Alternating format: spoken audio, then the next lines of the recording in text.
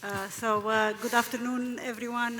Thank you for joining us on the panel today. With me, I have the pleasure to be joined by three great experts who have been involved tremendously over the last couple of years in class actions, not only in the UK, but also in Europe and the US. So let me first briefly introduce the panel. First we have Jean. Jean is a partner with Brattle Group. He's an experienced economist who's been involved in class action both on the defendant side as well as on the claimant side.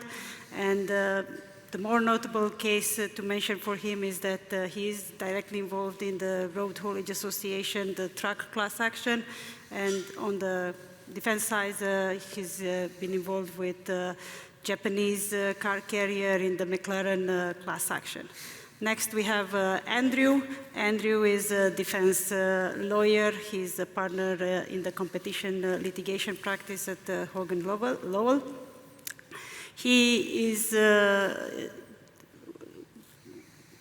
He's working on cases in front of the CAT, and the most notable two cases that he's been involved with recently includes the water class actions, where he defended successfully at the class certification stage, and he's also working on the Royal Mail in the bulk mail collective action. Last but not least, we have Andreas. Andreas is a managing director at BRG. He's splitting his time between London and DC, and he is also an experienced economist and with a lot of experience in conjoint surveys. He's also been working on both defense side and the claimant side in the class actions spectrum, and he's been involved across various industries and also including online games and adult entertainment. So, okay, so as we start, probably before we are planning to discuss not only what we know, what we can see in the UK, but also Europe and the US. And for the UK, I think it would be good, Jean, if you can give us a helicopter view of the trends that we have been seeing and what type of cases we see being brought forward. Anything about settlements, decisions, anything that is specific to the UK landscape, that would be great if you start us with that. Thank you. Thank you, Anca. I hope it's audible. Great. So thanks for the introduction. And yes, I agree. I'd be happy to talk about some developments in the UK class action space. I'd like to show you some statistics today on the yearly CPO application filings in front of the CAT in the UK. This is part of a greater set of data that we gather and analyses that we publish annually as part of Brattle under our UK class actions report filings or publications. If you have any questions after this panel, please find me and I'd be happy to answer them. Now, just by way of caveat, I'll be talking about the class action application filings.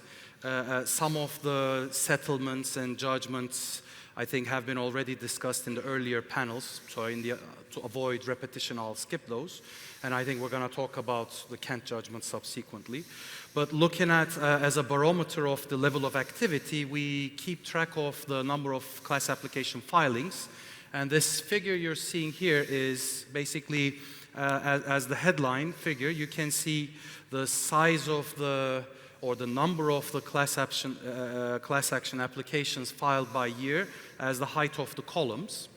And as you can see, and as all those of us who operate in the UK space would know, there has been a steady rise, especially after 2021, that whereas there was only 2 class actions filed following the launch of the new regime, it increased steadily after 21 to the peak of 11 class actions filed by last year.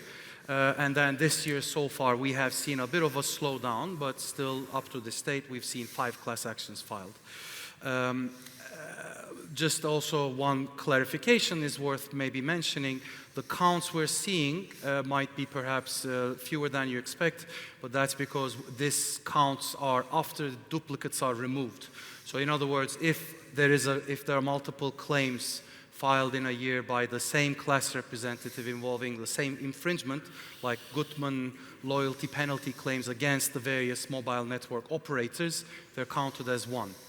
So with that in mind, this figure shows that, as the headline, the overall growth in the regime's activity. However, we also see beneath the hood a driver of that force, and actually we have a breakdown of the cases filed by claim type, and there are two dimensions of claim type. One is whether the claim involves an anti-competitive agreement or an abuse of dominance infringement, or actually both, in the most recent 2 years, indicated by yellow in the figure. And the second dimension we're seeing is whether the claim involves a standalone, is on a standalone basis, a follow-on basis, or a hybrid one combining both. The latter, again, is indicated by diagonal stripes. And what we can see is subsequent to 2021, in that period, there has been a rise. The distribution of cases have shifted from follow-on anti-competitive agreement cases to standalone matters, which predominantly involve abuse of dominance, and they are typically, as we know, are the claims against big tech, such as the Kent judgment that we've recently received.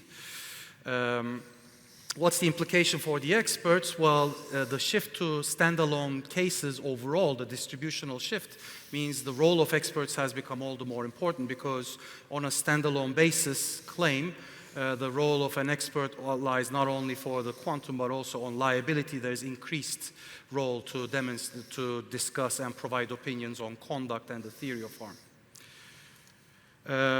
The only other slide I'm going to show you is, again, a breakdown of the cases filed, but this time by the sectoral shift. And in line with this rise in the standalone claims against big tech, what we're also seeing is, among a variety of sectors represented in these class actions, the largest by far since 21 has been the light blue category, which is information and communication sector. These are the big tech, representing the big tech claims. And again, what's the implication for experts? These claims are typically involving more complicated relevant market definitions, involving platform-based markets, like in Kent, and the conduct is also a little more complicated with potentially interrelated various components. Again, in Kent, we've seen not only excessive pricing claim, but also exclusionary conduct claim. Yes, thank you, Jean. That's been really, insightful. And because you did mention the Kent judgment, and of course everybody in the room is familiar with it. It's like the big elephant that it is in this room.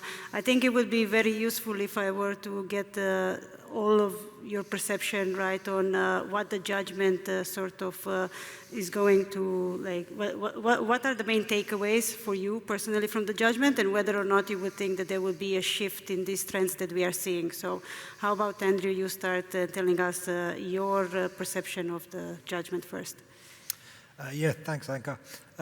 Yeah, obviously it's an enormous judgment. It's the first big, really the first big claimant win under the jurisdiction. A lot of people are predicting it's going to give the regime a big shot in the arm. We're going to see, a big flood of new cases filed. I'm not so sure if that's right. I think there's that case. I think I've read already that it's going on appeal. I'm sure it will go on appeal. I'm sure we're a long way away from any money actually being distributed to consumers there. And I think the important thing about that is we're going to see, for example, how much the funder gets out of this in a case where there's genuinely enough money to go round. That will be important, I think more important actually than some of the substance of Kent in terms of whether that drives new cases, because a lot of the funders that I speak to are kind of reticent about funding new cases until they've really seen what kind of payouts the regime's going to give. I do think, though, that it's likely to lead to more excessive pricing claims. I mean, it wasn't that long ago before the La Patarelle case where all of the excessive pricing claims had really been cases where it was hundreds or thousands of percent increases in products, usually in the pharma sector. And the Brattle case was the first time you were seeing something that was more akin to a sort of cartel overcharge by way of size of damages being crafted as an excessive price. And that case established that such a price could be excessive, but nevertheless, in that case, it wasn't unfair. And I was left thinking, well, actually, again, is it only going to be unfair if actually it's hundreds of percent or thousands of percent? I think this case has established that's not the case. You can get something more akin to a sort of 30% cartel overcharge. I mean, let's actually put an overcharge there, sort of 12.5% or something. You know, that can be claimed as an excessive price. So those cases, I think, open up for sure, and we'll see if any more of those ones are filed. My own takeaway from the judgment, I think from an expert piece and more broadly, two things really. First is it's quite interesting the Competition Appeal Tribunal's treatment of the factors that it said giving rise to whether the excessive price was fair or unfair when you compare the judgment with the Brattle. So, for example, in the Brattle, they said the excessive price was fair because of, you know, brand value of BT, it had UK-based call centres, etc. Whereas in Apple, Kent, they were saying, well, actually, security that Apple provides through its App Store to make sure there are no viruses and malicious apps doesn't justify the excessive price. So to me, it's not entirely clear to me how you weigh those up, how you judge those in future cases, what factors are going to lead to a price being fair or unfair. I think we'll see as more of those cases get filed. And my only other reflection on it is just that when you look at, this was an indirect purchaser claim, and when you look at alleged pass-on, there from the sort of app developers through to consumers, very, very sort of light touch from an expert view, mostly economic theory, little bit of anecdotal evidence about what had happened with Spotify in that market, and that was enough to establish pass-on a class-wide basis. And I think when you compare that with some of the business-to-business claims we've seen in this jurisdiction, for example, the Royal Mail and Daft Trucks case, where it was really quite a stringent test and quite challenging for a defendant in that case to argue the pass-on, you see quite a different approach to the law. And I think, you know, if this is how pass-on is going to be assessed on a class-wide basis in Kent, it's really quite a marked shift, and it really opens up, I think, those indirect claims. Yeah, that's really insightful, right? And I think it would be good to hear, Jean and Andreas, your views, right? Especially from the economist perspective. So. Sure. So I'm conscious of time, but also knowing your agenda. But I think I just want to echo Andrew, and I think it's a landmark judgment, obviously, and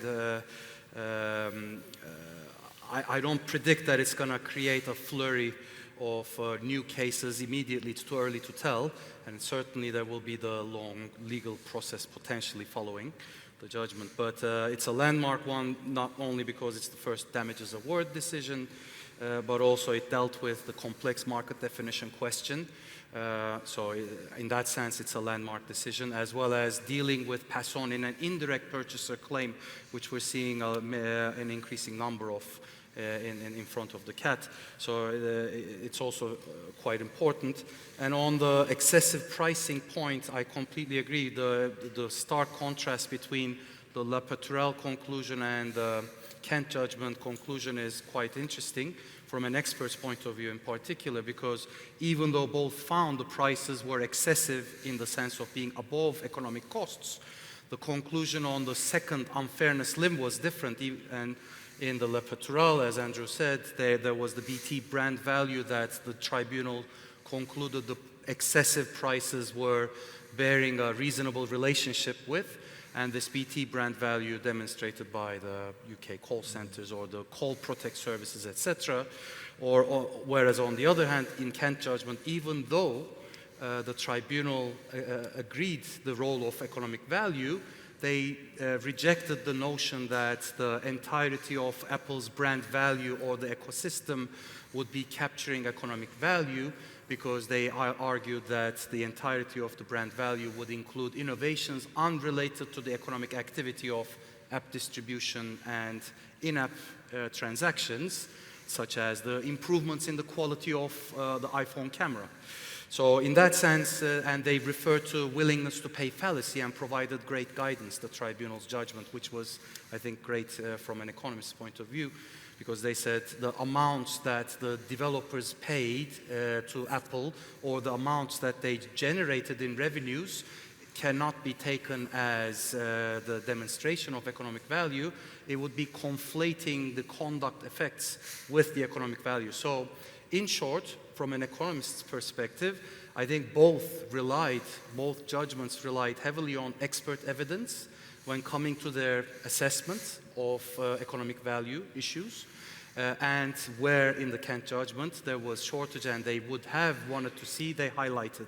So great time for an economist to be involved in these excessive pricing cases. Yeah, it's like I think all economists in the room should take notes, right, for the future. So, but Andreas, tell us your perception.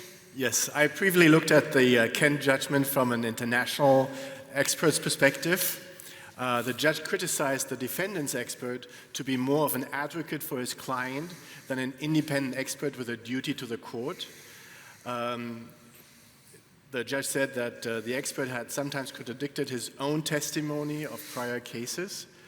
And to me, this demonstrates that there are some differences in the way an expert witness has to carry themselves in litigation in the United States versus here in the United Kingdom. And to be successful, the expert needs to adapt to the local requirements. Also, I have litigated smartphone manufacturers in the United States. It strikes me that Apple had not been compelled to produce its market research. Apple had not produced any market research in this case. To me, that indicates a disadvantage of the UK discovery system relative to the discovery system or scheme under the US law. In cases that I have worked on in consumer electronics in the United States, I typically do have access to some of the other side's market research. It then strikes me that when I get that research in consecutive cases, often I do not get the same evidence, I get other evidence. I do acknowledge the cost of discovery for the litigants, but I also see the advantage of exposing evidence that the litigant would not want to disclose because it is unfavorable to their position. From reading the judgment, I sense that the judge would have wanted to hear empirical evidence, but was not able to get that from the parties. A survey of consumers could have provided insight on some of the key questions in front of the court, like, for example, switching between operating systems or how price changes would have impacted consumer demand. Well, thank you. I think you already highlighted some of the differences when it came to discovery, right? But probably if we are to move away now from Kent, and Jean showed us earlier some trends, is there anything about the US or Europe that is quite different than the UK besides the discovery that you already mentioned? So, I mean, if you can tell us just the differences, that would be great. So. Yes, so there are many differences still. There might be convergence. In the United States, experts are typically able to get insight from other parties. I often build my work on surveys or market research that has been commissioned by the other party. We have in the United States, we have drawback challenges. That's something, a pressure that does not exist here in the United Kingdom. One would expect that young, less experienced experts are more prone to a successful drawback challenge than seasoned experts. But recently I came across a decision, a successful drawback motion against a Nobel Prize winner in economics. Depositions in the United States provide an opportunity to question opposing experts under oath for up to 7 hours. That transcript can be used to predict what experts will say at trial, but rarely will expert witnesses provide an admission in that deposition that is helpful to the other side. It challenges a little bit the use of depositions, which are very costly for the litigants. Recently I worked on a case here in England, and we developed a joint expert memorandum with the opposing expert. This is not necessarily a cheap exercise. I see the value in defining where the experts might agree and disagree in a way that appears to be a rebuttal and reply in tweets. I was surprised that the opposing expert and I could not even agree on simple math. In one of yesterday's panels, the question came up whether the US system could learn from the UK system. And I do believe that the way the courts here in the UK rely on experts using gems, hot tubs, etc., that could be something the United States might want to consider in further developing its legal system. Typically, when I get a rebuttal report to my report, the opposing expert determines that I made a fatal flaw because I missed a comma in my report. I'm not the only one with fatal flaws. Everybody has these fatal flaws. It becomes a little bit ridiculous.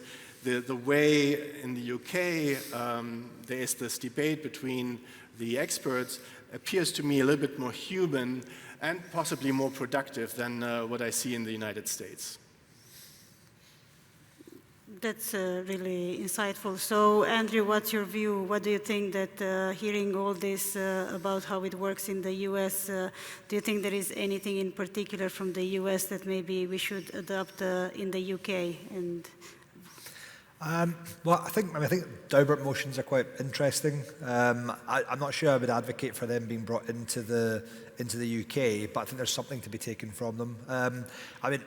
Andreas will correct me if I'm wrong. The Daubert motions, as I understand it, are there to stop US judges effectively being misled by unscientific evidence when it gets to the trial stage, and by Nobel Prize winners. By Nobel Prize winners, exactly. So I'm not really concerned about that from the CAT. I think the CAT is I should say CAT for our international audience, Competition Appeal Tribunal in London that's hearing these antitrust cases. I'm not concerned about them being misled by unscientific evidence. It's a sophisticated panel. You often have an economist on the judging panel alongside the lawyers, so that doesn't concern me. But I do think that the CAT has been overly permissive in this jurisdiction. It's allowed arguments to be run that I think are pretty hopeless. And that's not to say that it necessarily prejudices the outcome at trial, but it does massively ramp up costs. So I would quite like to see a bit more control over what arguments are being run. I mean, that could go beyond just expert evidence, that maybe is a broader point, but certainly some of the expert evidence that I've seen permitted in the CAT has then been heavily criticised at trial. I mean, I had a case where the opponent was putting forward a so-called simulation model in a trucks cartel claim, which is going to show that as the price of trucks went up, the price of complementary products, in that case trailers, went down, and therefore if you bought a truck you kind of benefited from a lower trailer price, and therefore you were fine, you were whole. And that model they were going to use didn't have any data involved whatsoever. It was basically a bit of economic theory saying these are complementary products. Economic theory dictates that, so therefore your damages are reduced. And we said this really is hokum and shouldn't be permitted. The CAT said no, they're allowed to run it. It's then put forward. We get to trial. We've had to put in responsive evidence to this because you're a brave litigant if you just allow the evidence to go in uncontested. And they were criticised for running this argument, and we were criticised for responding to it. And it was, we did tell you so a couple of hearings ago. And I think so, for me, that Daubert motion that is a bit of a sort of on the same theme, but slightly different in substance, a bit more control from the CAT about what people are arguing. Yeah, so Jean, what's your view on applying the US system to the UK, especially from the perspective of the economic expert? Yep, thanks. It's an interesting question because as we heard, Daubert motion is kind of this ex-ante filter. Yeah. And in the UK, indeed, some recent judgments, rather than Andrew's point of some unscientific points or unsupported points. I think the tribunal has critiqued experts for being uncooperative or being, unwilling to reconcile with differences of the other side, and with the opposing side's expert and their opinions. I don't think the Daubert motion would necessarily be a good approach for filtering out such differences or such points of contentious issues, of disagreements. I think the earlier engagement along the types that Andreas mentioned with joint expert meetings, methodology and agreement of where the differences are, agree and disagree points will be helpful, because at the end of the day, experts learn about the case as the case progresses. With more information and more analysis they carry out, their opinions form and evolve along the process. And the earlier an expert hears about another side's, the opposing side's view and their reasoning behind it, the more time they will have to deal with and perhaps take into account, consider, and even reconcile the differences. So in that sense, I don't think Daubert is necessarily an issue that we can bring in immediately to address the challenge standing at hand, but our existing systems are perhaps better. Thank you. That's really useful. So let me now go and we can discuss a bit more. Jean mentioned it earlier that there is a much more complex economic analysis that is being brought forward by the experts. And I think if we look at a lot of the cases we've seen recently, there is not only reliance on more complex economic, but there is also reliance on behavioral economics. There is reliance on surveys, right? So I think the evidence is becoming more and more complex, and that raises the sort of risk with the tribunal that with complexity you run the risk that the evidence is probably not as well understood or maybe not as reliable, right? And then I think what the CAT is actually stressing is the fact that it should be, evidence should be proportional in order to ensure that it is reliable. So I'm actually curious as to, Jean, how you see this, expansion of the type of evidence that we see being brought forward.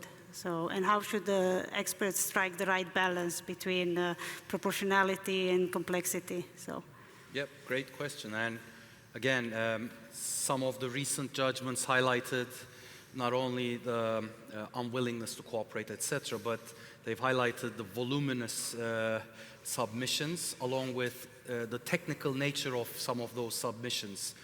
And this is a tricky one, because at the end of the day, economists, we are hired to bring technical rigor.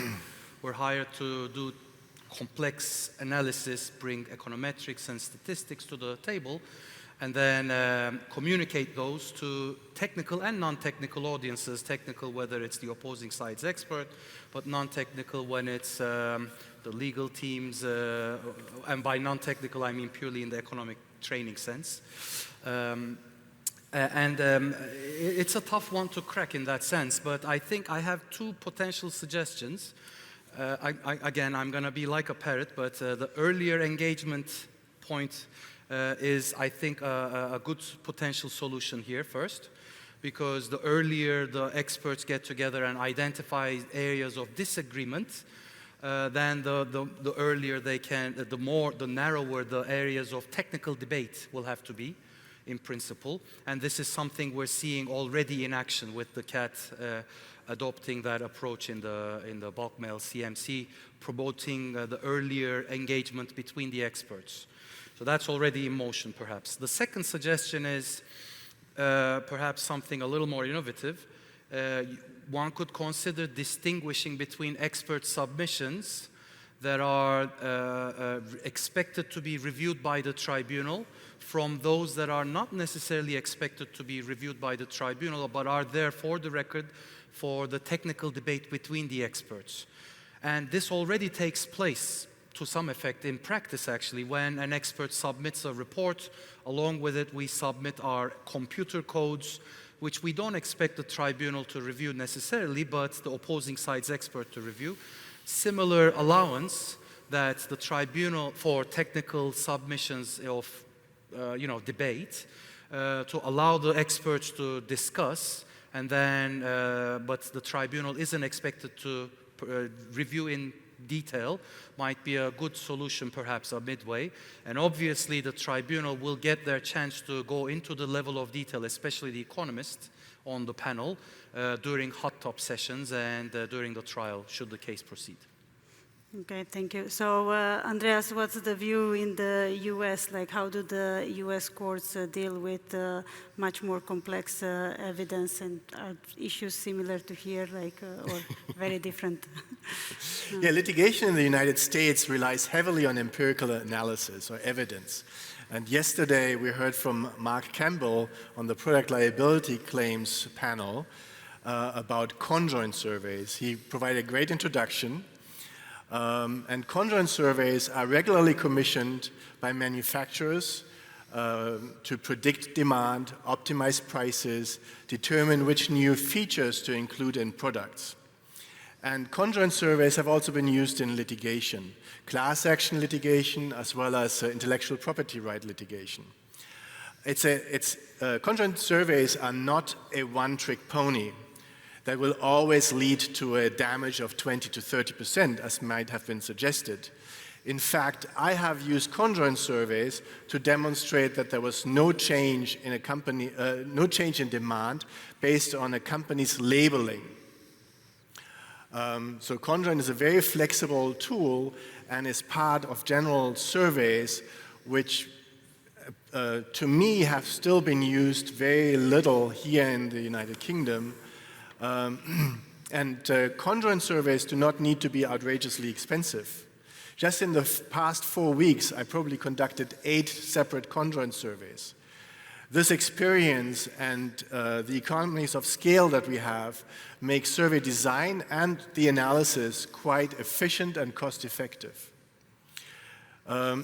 So other economic methodologies, like, for example, merger simulations, have made their way from the United States to Europe, and I am convinced that judges here in the UK reviewing class actions will benefit from survey evidence, as mentioned in the Kent judgment, and therefore I expect the number of cases that rely on surveys in general, and conjoint surveys in particular, the number of those surveys to increase over the next few years. Well, thank you. I mean, I guess we're going to have to wait and see, right? Because, as I said, with great complexity comes, the risk of the tribunal getting, probably like facing significant challenges at making sense of the evidence that is put forward. So I think what we see here in the UK, for example, is that we see the CAT in light of the recent judgments. Is not just the CAT, but I think, if we go back to 2 years ago, the big trucks judgment, there is a big, the CAT is getting more proactive in trying to manage experts, right? And there is this new directive with respect to expert evidence, and there is a talk about imposing page limits and the report card. I think the report card is going to be really fun. So, Andrew, what's your view of this type of measures that the CAT is looking to implement to sort of try to keep experts in check? Yeah, I mean, I broadly welcome it. I wouldn't welcome it if I was an expert, I have to say. I would not love it if judgments were also marking my own legal submissions in the judgments. So yeah, I do feel for you guys on a personal level, but I do think for the sake of the regime, I do actually think it's paying dividends. The page limits issue, I mean, a lot of experts have been uncomfortable about this because we're really looking at going from hundreds or thousands of pages of expert evidence down to the sort of numbers that have been mooted are sort of like 25-page expert reports for trial. In my view, there's been a lot of sort of long history in this area of people arguing every point, and a lot of those points not actually moving the dial. And in most cases I've worked on, in fact, I think every case I've worked on, in amongst all of the complex economic evidence, there really is only 3 or 4 points that really move the dial on any issue. And you see that in the judgments as well. There are 3 or 4 points that really matter. And for me, if you should really be able to condense 3 or 4 of those key points into a 25-page report and make it accessible and make the case effectively triable and judgeable on that basis. I mean, again, lawyers need to do that in terms of page limits on pleadings. That's all the facts and allegations in the case. It regularly in the High Court in London is a 25-page limit, and that's regularly adhered to. So I don't see there's any problem with doing it as long as people take a sort of really start from scratch, wholly different approach, because don't think of it in your head as we have to go from thousands of pages down to 25 pages. Think of it should never have been thousands of pages. Start again, think again, and sort of, do it in a more manageable fashion. I think the report card stuff is, it's brutal, I think, for the individuals involved, but it's paying dividends. I see big differences about how experts approach these cases going forward. There was, not too many years ago, there were certain experts who regularly appeared on the defendant's side who had never found an overcharge in any competition infringement ever. Literally every cartel over 30 years was a 0% overcharge. And that was sort of trotted out brazenly every time. And then you get claimant experts coming forward with absolute gangbuster values that are completely lacking in any reality.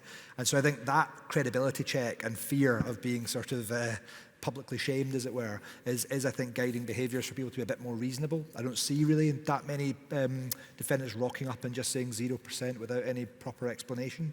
And I do think that to a lesser extent, but still to some extent, the claimants are slightly tempering some of the more outrageous damages estimates. So I see it, and I think also it helps parties to engage better.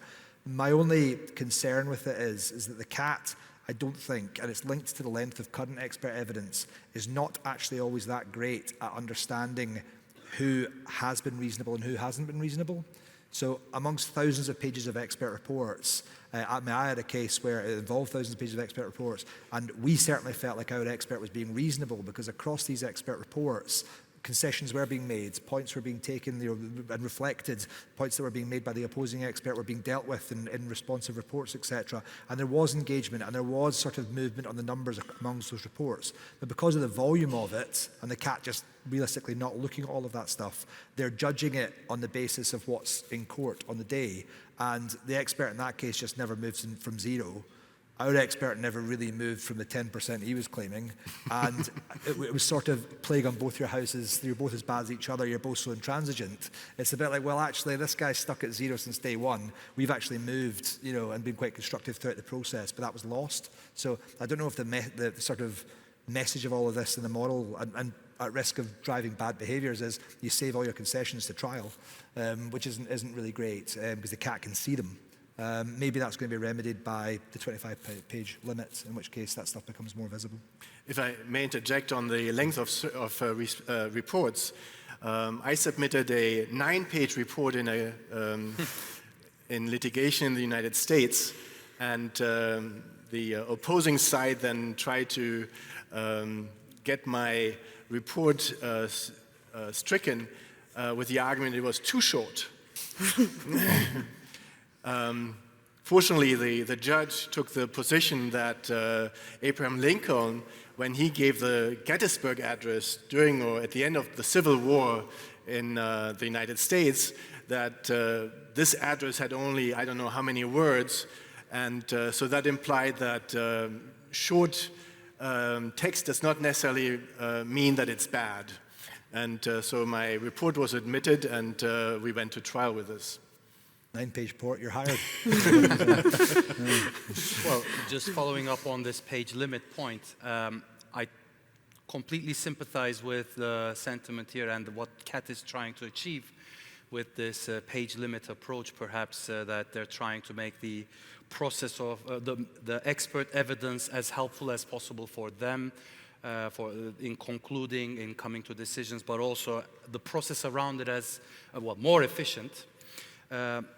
But then at the same time, I actually worry very much if the approach would be one of a blanket one-size-fits-all page limit for all cases. And I can think of 3 reasons for that. One is experts' duty in the UK courts is to the court, And just paraphrasing the CPR rules, experts are expected to provide a true and complete, with emphasis on complete, set of their opinions on the matters they're opining, providing expert evidence on.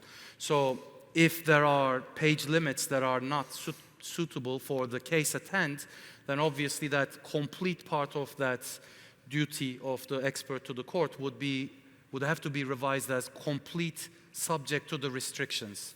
So it shouldn't put the expert in between a rock and a hard place, so that it should not cause these challenges for the expert to later on be critiqued by the opposing side's counsel, that they haven't provided and considered all these other angles.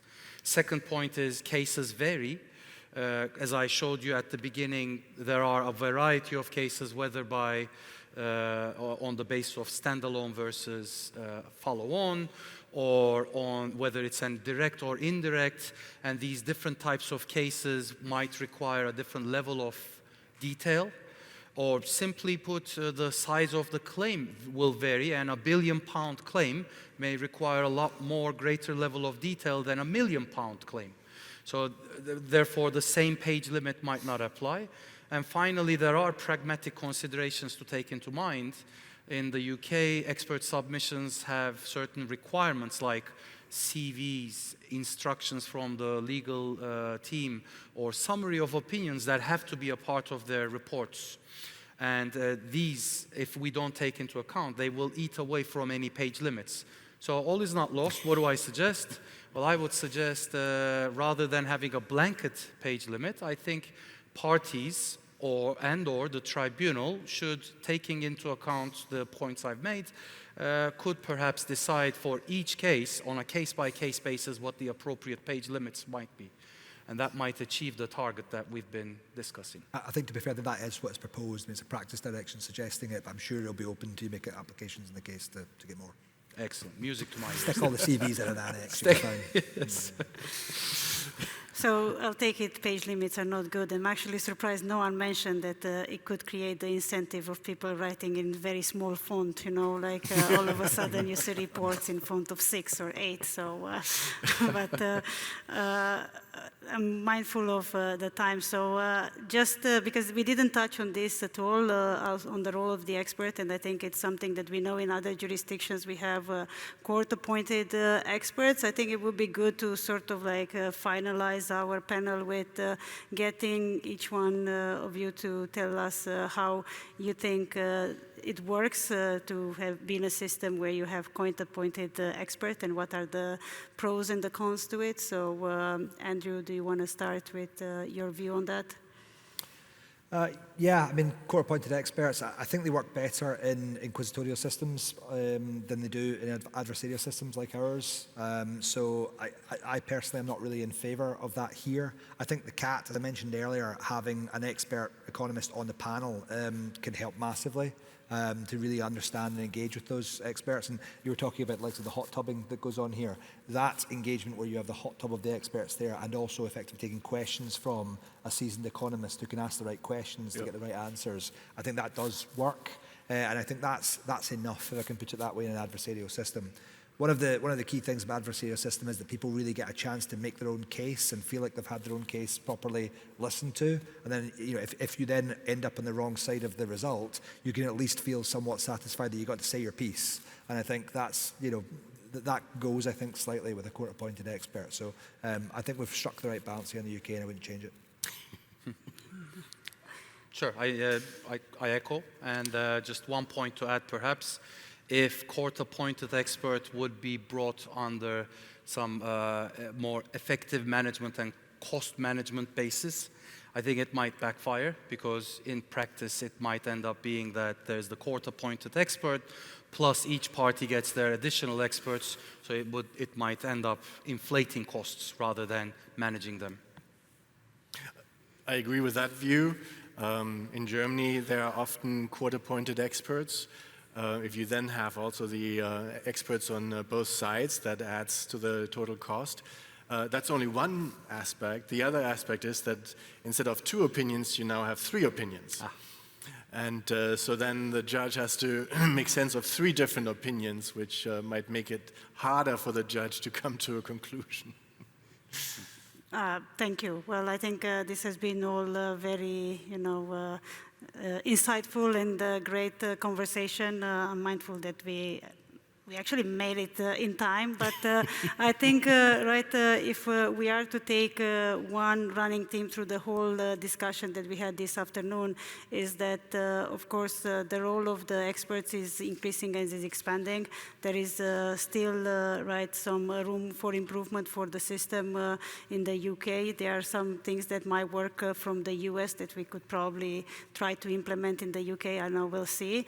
And I think from the lessons from the Kent are going to be there for us to see what's going to happen in the next cases that are in the pipeline. So thank you for joining me on this panel. It's been really great. Thank you.